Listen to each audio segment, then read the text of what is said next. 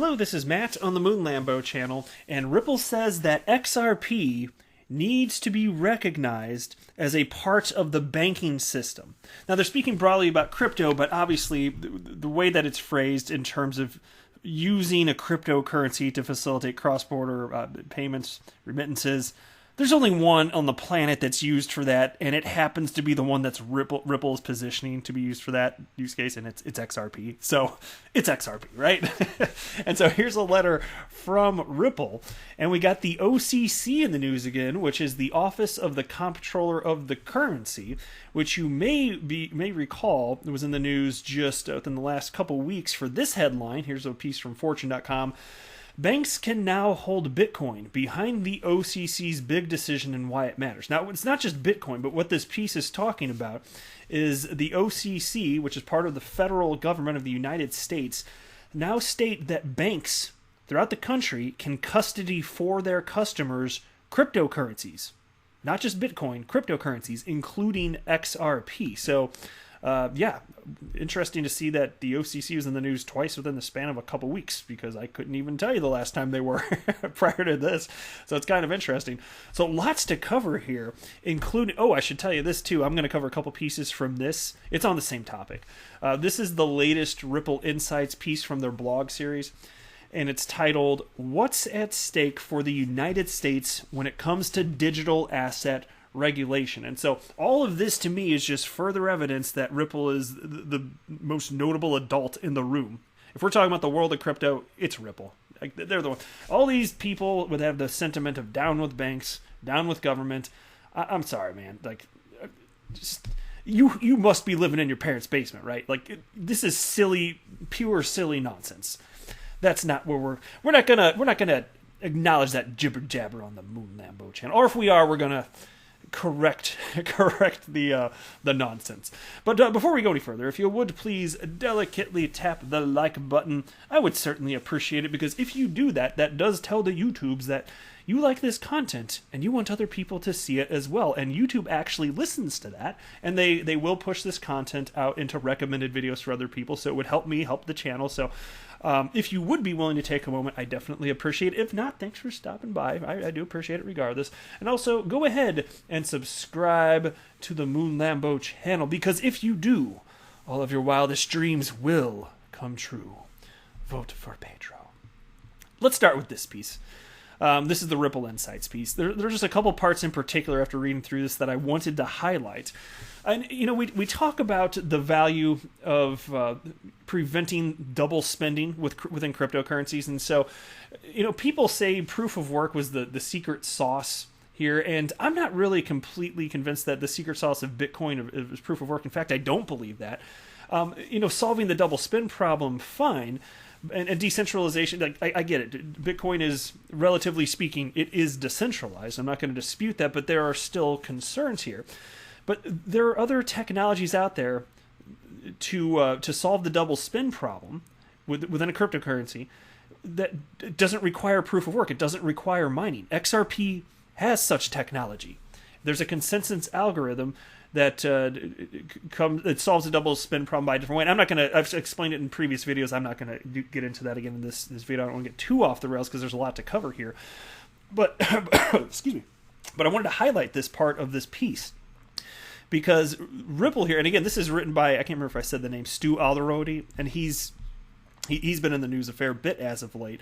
But he's nailing it here. There are legitimate concerns regarding Bitcoin and other cryptocurrencies that can be mined, because the mining's being concentrated in China. So check this piece out. They have a subheading here titled "The U.S.-China Tech Cold War."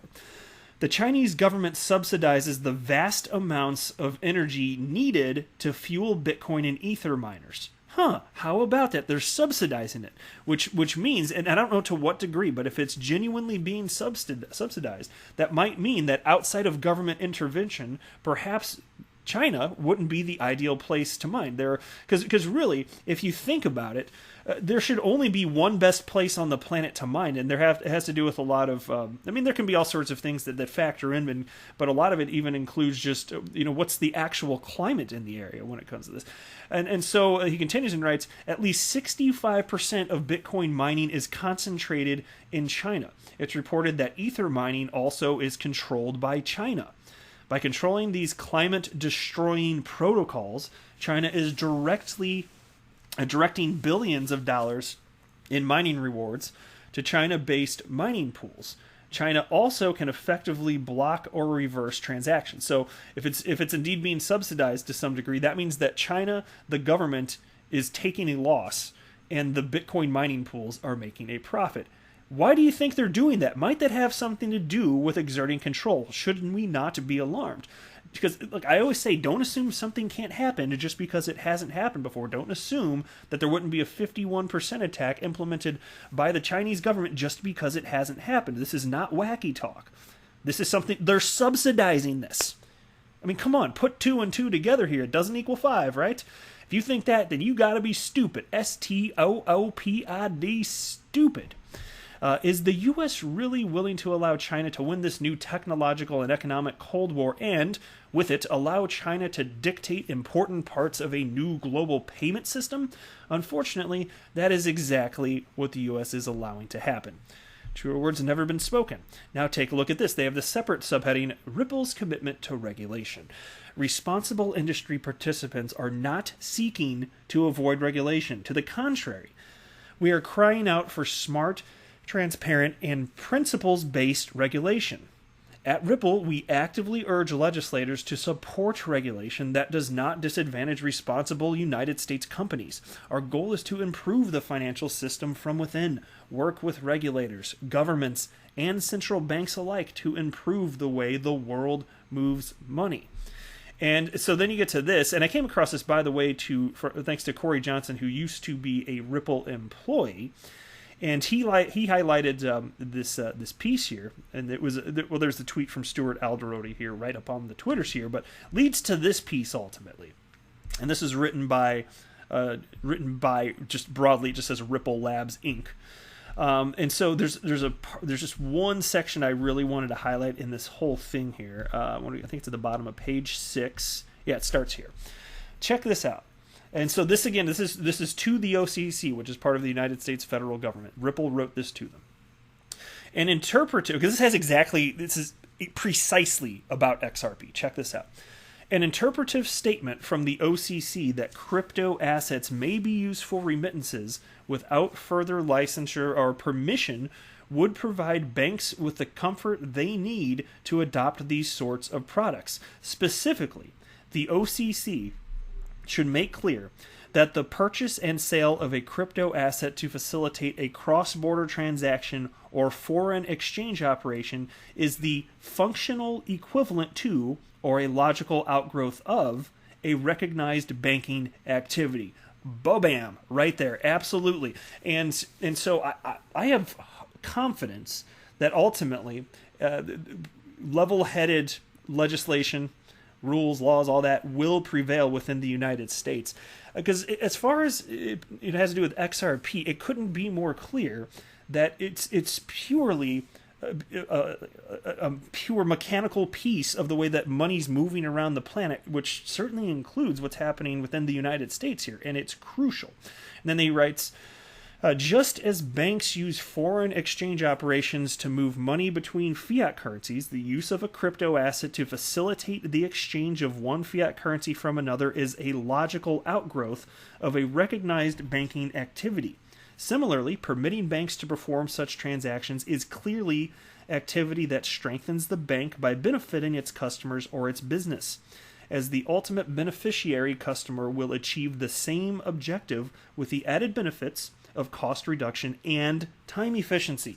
Finally, the use of novel asset classes to facilitate activity that is traditionally considered recognized banking activity is a hallmark of American innovation. By the way, this is really well written. They have obviously some sharp people over at Ripple. This is they're exactly talking about XRP here. Absolutely. Even if they didn't write it there, does not matter. They're talking about a cryptocurrency used, and it's a settlement layer in cross-border payments.